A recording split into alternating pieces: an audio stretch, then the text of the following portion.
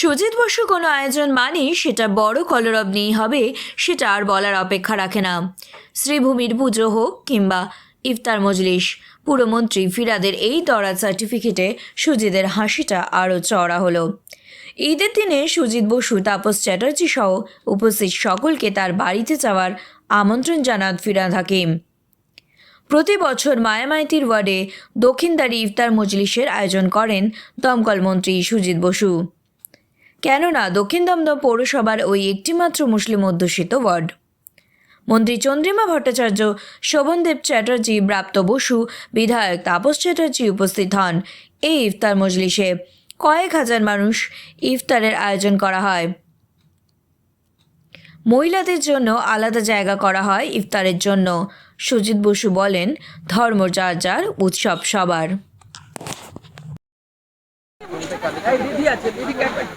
সুজিত বসুর পরিচালনায় আজকের আমাদের উৎসব, মানে চলিয়ে রমজান মাস চলছে, এগুলো ইফতার পার্টি এবং এর শেষে হবে ঈদ উৎসব হবে।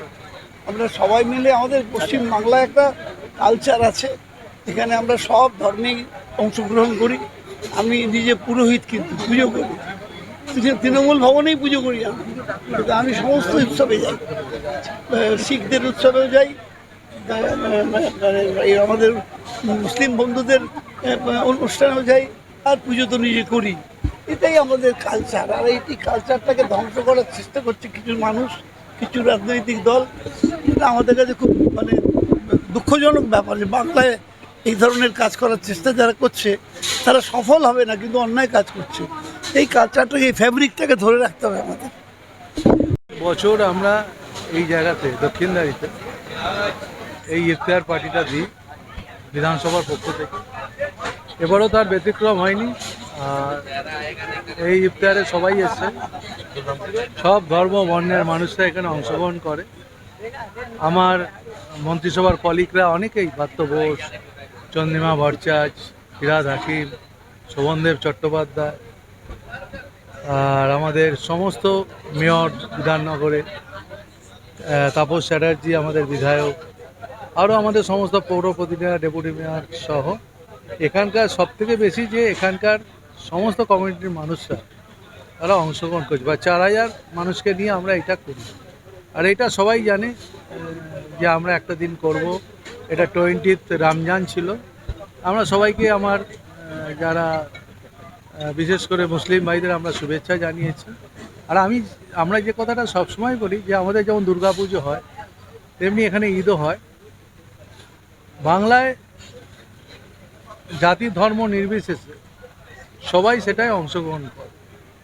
দুর্গাপুজোতেও আমরা যখন দেখেছি আমাদের বহু মাইনরিটি কমিটির মানুষরা তারা আমাদের পুজোয় যেমন আসে, তেমনি ঈদেও আমরা তাদের এখানে অংশগ্রহণ করি।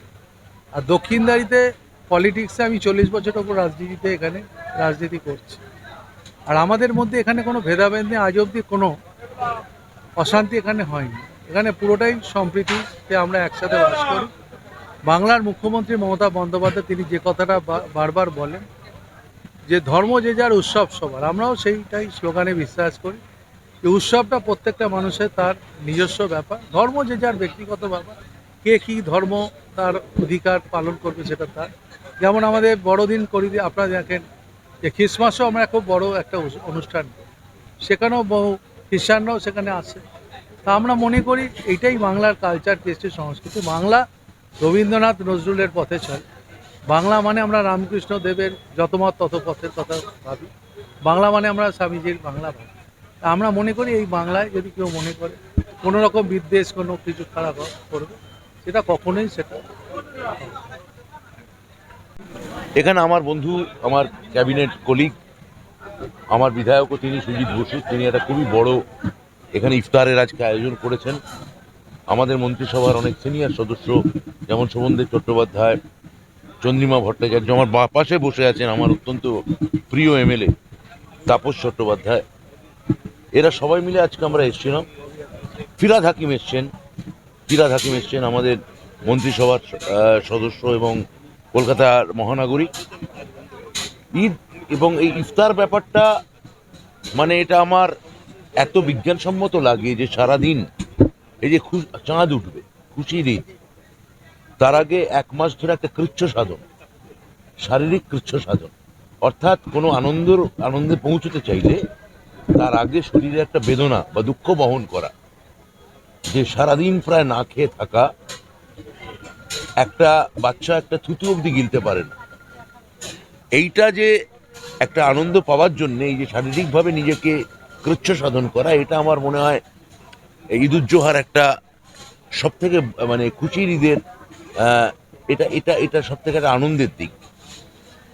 আর আমাদের রাজ্যে মুখ্যমন্ত্রী মমতা বন্দ্যোপাধ্যায় তিনি তো বরাবরই ইনক্লুসিভ পলিটিক্সের কথা বলে এসছেন।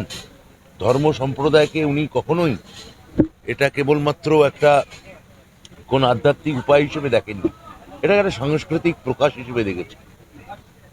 প্রত্যেকেরই ধর্মের অধিকার আছে, সংবিধানের আমাদের একটি নির্দিষ্ট ধারা ধর্মাচরণের অধিকার আমাদের দিয়েছে, কিন্তু সেই ধর্মই তখন মৌলবাদে পরিণত হয় যখন আমরা বলতে শুরু করি যে আমাদের ধর্মই একমাত্র থাকবে, অন্য কোনো ধর্ম থাকবে না।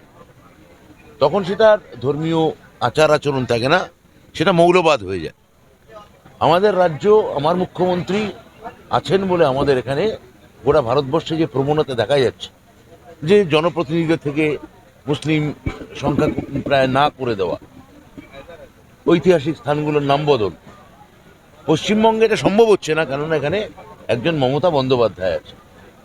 এই অসাম্প্রদায়িক চেতনা বা সর্বধর্মে সব ধর্মকে একসঙ্গে নিয়ে চলার যে মন, এটা একমাত্র মমতাদির কারণে তৃণমূল কংগ্রেস এবং মামাটি মানুষের সরকারের আছে। এইটা আগামী দিন আমরা অব্যাহত রাখবো।